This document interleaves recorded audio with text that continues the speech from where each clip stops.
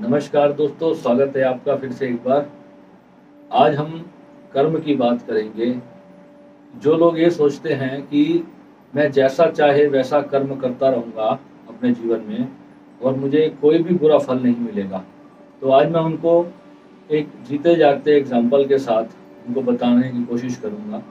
और ये इतना बड़ा सत्य है कि जीवन में जो भी हम कर्म करते हैं वो लौट करके वापस आता ही आता है। कोई अपने आप को कितना बड़ा ही तुर्रम खान क्यों ना समझ ले कि वो ये सोच ले कि मैं जैसा चाहे दुनिया पर अत्याचार करता रहूँगा, किसी के हक हलाल को मारता रहूँगा, किसी की मेहनत में खयानत करूँगा, किसी की अमानत लूट लूँगा या कुछ भी कर लूँगा बुरा कर्म। कोई भी बुरा कर्म अगर इंसान करता है तो वो उसके पास लौट कर आता ही आता है। जब व्यक्ति कोई बुरा कर्म करता है तो उस वक्त उसको ये लगता है कि ये तो मेरे पास कभी होगा, किसी समय होगा, जब होगा तब की तब मैं देखूंगा। पर जब उसके ऊपर कोई पुराना पिछले जन्मों का कर्म किया हुआ जब सामने आता है तो उस वक्त वो ये सोचता है कि हे भगवान, मैंने क्या कर्म किया था। ऐसे ही एक बार एक भैंसों का तबेला था। उस भैंसों के तबेले में दो भैंसें आपस में बात कर रही थी। तो जो सेठ था, एक उनका जो मालिक था भैंसों का, वो बहुत बड़ा सेठ था और वो बहुत दान पुण्य करता था। तो सेठ अपनी गद्दी पर बैठा हुआ था। इतने में उसके पास एक कर्ज लेने के लिए कोई व्यक्ति आया। तो उसने उस सेठ से कर्ज मांगा। उसने कहा, सेठ जी मुझे कुछ पैसा चाहिए, मेरे घर में ज़रूरत है, तो आप मेरी हेल्प कर दो। तो सेठ ने उससे पूछा कि इस जन्म में देगा या अगले जन्म में देगा। सेठ कभी भी किसी से और कुछ पूछा ही नहीं करता था। सेठ को कर्म पर बहुत भरोसा था। सेठ किसी को भी दे देता था। कोई भी कुछ भी मांगता था तो सेठ उसको उसकी मदद जरूर करता था। वो कभी भी किसी को अपने घर से निराश नहीं भेजता था। वो सबसे एक ही बात पूछता था कि मेरा पैसा इस जन्म में देगा या अगले जन्म में देगा, बस इतना बता दे। जो उसको कहता था इसी जन्म में दे दूंगा तो उसको वो कर्ज दे देता था। और कोई पूछता था कि अगले जन्म में भी क्या दिया जाता है, वो कहता था एक तेरा विश्वास है, अगर तू देना चाहे तो इस जन्म में दे दियो, नहीं तो अगले जन्म में दे दियो। तो दो भैंसें आपस में बात करने लगी कि बहन ये कैसी बातें कर रही है, सेठ तो बिल्कुल मूर्ख है, ये अगले जन्म के ऊपर विश्वास करता है। तो इसको यही नहीं पता कि वो व्यक्ति जो है बुरी नियत से आया उसके पास और उसका हक मारने के चक्कर में आया है। वो ये सुनकर आया सेठ तो हर किसी को दे देता है, तो इसने सोचा क्यों ना मैं भी सेठ का थोड़ा सा झाड़ू लगा देता हूँ। तो ये भाव रख के तो वो व्यक्ति आया हुआ है और दोनों आपस में बात करने लगी।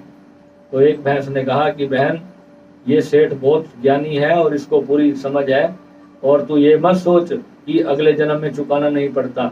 हम भी तो अपने पिछले जन्म का इसको दूध दे करके चुका रही हैं। हम भी तो अपना कर्म चुका रही हैं इसको। अब ये सारी उम्र हम जब तक जिएंगी हम यहीं पर खाएंगी, यहीं पर हंगेंगी और यहीं पर ही हम इसको दूध देंगी। ये हमारे दूध की मलाई बना करके, खोया पनीर बना करके बेच रहा है और आराम से धन कमा रहा है।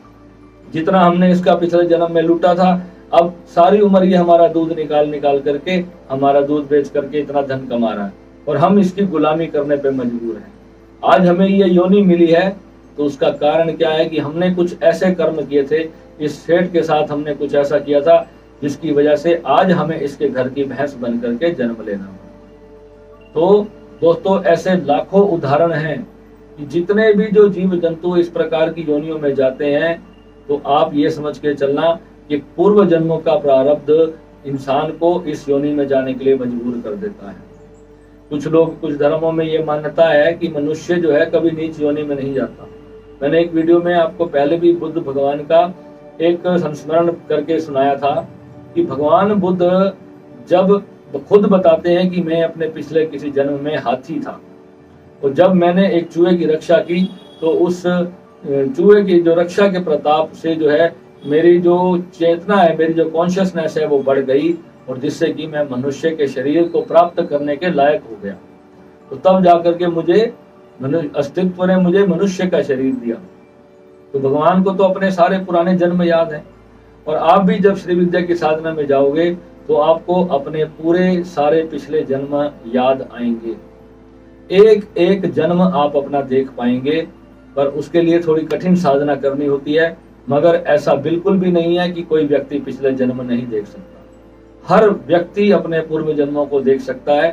सिर्फ उसको जरूरत है सिर्फ संकल्प करने की कि मैं अपने पिछले जन्म को देखना चाहता हूँ।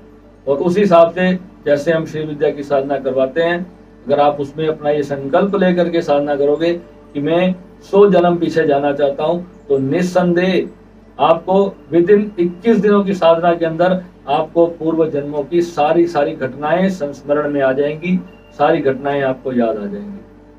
हालांकि वो थोड़ा ऐसा होता है कि आप उसको क्लियरली ये नहीं जान पाते कि किस क्षण में क्या हो रहा है, मगर आप उस हर चीज को देख सकते हो। आपको पूरा का पूरा याद आ जाता है कि ये व्यक्ति मैं ही हूँ, ये व्यक्ति मैं ही था, ये चीज मैंने झेली है, ये चीज मैंने देखी है, मेरे साथ ये घटना हुई है।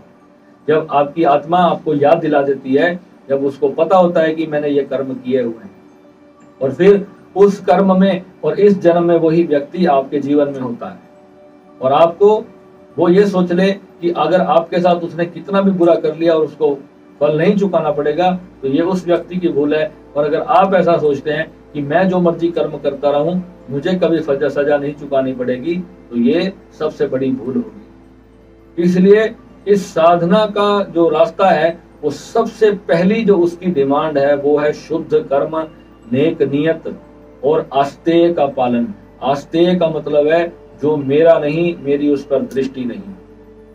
और जो अस्तित्व आपको स्वयं देता है, जो चीज स्वयं चलकर तुम्हारे पास आती है, वही केवल आपका है। आपको निष्काम भाव से कर्म करना है। गीता को भी यहाँ पर समझना है। ऐसे तो आप सोचोगे कि जो मैं धन कमा रहा हूँ, जो आज अगर मैं कहीं नौकरी कर रहा हूँ तो धन तो मेरे बॉस के पास है, मैं कर्म करूंगा तो वो मुझे देगा, है ना। तो जो अपने आप कोई व्यक्ति आपको कुछ आकर के दे देता है, तो वो आपका प्रारब्ध होता है या उसका अच्छा कर्म होता है, अगर वो कहीं आपकी मदद करना चाहता है। मगर आपके मन में ये भावना होनी चाहिए कि जो मेरा नहीं, मैं पूर्ण आस्तेय का पालन करूंगा, और जो मेरा नहीं, मैं उस पर दृष्टि नहीं रखूंगा। और ये चीज हर एक चीज में लागू होगी। जो प्रकृति स्वयं आपको देगी, चाहे वो धन है, चाहे पद है, चाहे वो प्रेम है, चाहे वो कुछ भी क्यों ना है, जो प्रकृति स्वयं आपको देगी वो आपके लिए सबसे बड़ा वरदान साबित होगा। और जो चीज आपके मन में छीनने का भाव होगा कि मैं किसी का ले करके उसको लौटाऊं नहीं और आस्तेय का पालन ना करूं, तो ना तो कोई साधना सिद्ध होगी और कर्मों के जाल में अलग फंसोगे, और जिस चीज से मुक्त होने के लिए साधना कर रहे हैं, और वो चीज हम और निर्मित करते जाएंगे। तो कभी भी किसी दूसरे का धन, किसी दूसरे की कोई भी अमानत में खयानत रखने का भाव अपने भीतर नहीं होना चाहिए। श्री विद्या के साधक के भीतर तो खास तौर पे सिर्फ और सिर्फ गिविंग का भाव होना चाहिए।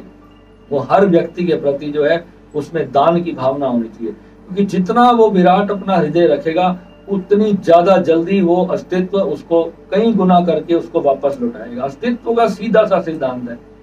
अगर आपने 5 रुपए भी अगर किसी गरीब की सेवा में लगाए हैं, तो आप नोट करके मेरी स्टाम्प पेपर पे लिख के ले जाओ, ये बात आपको कई गुना होकर के वो वापस आपके पास आना ही है।